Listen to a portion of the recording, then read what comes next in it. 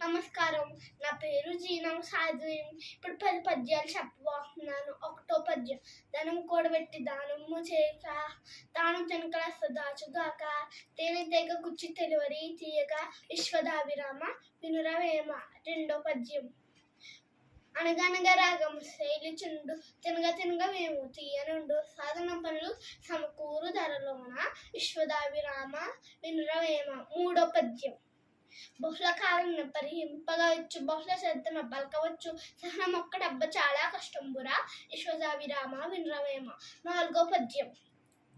చదువుకున్న సౌఖ్యంబు ఉండదు చదువులేని సరసుడక్కును చదువు మనమని చదివిన చదువురా విశ్వదాభిరామ వినురవేమ. ఐదమత్యం.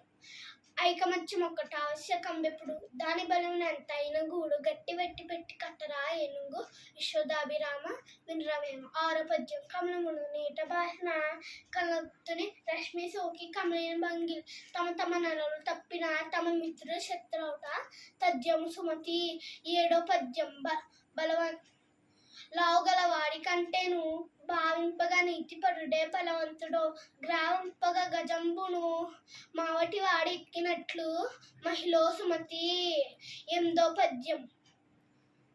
పుత్రోత్సాహము తండ్రికి పుత్రుడు జన్మించినప్పుడే పుత్రుడు గనుగోయి పొగడగా పుత్రోత్సాహము నాడు పొందుర సుమతి. తొమ్మిదో పద్యం. దేశ సేవ కంటే దేవతార్చన లేదు స్వార్థపరత కంటే చావు లేదు సానుభూత కంటే స్వర్గంబు లేదురా లలిత సుగుణ జాల తెలుగు బాల. పదో పద్యం. బలవంతుడు నాకేమని పలువలతో నిగ్రహించి పలుకుట మేళ బలవంతమైన సర్పము చలిచేమడుతూ చేత చిక్కి చావుదే సుమతి. నమస్కారం.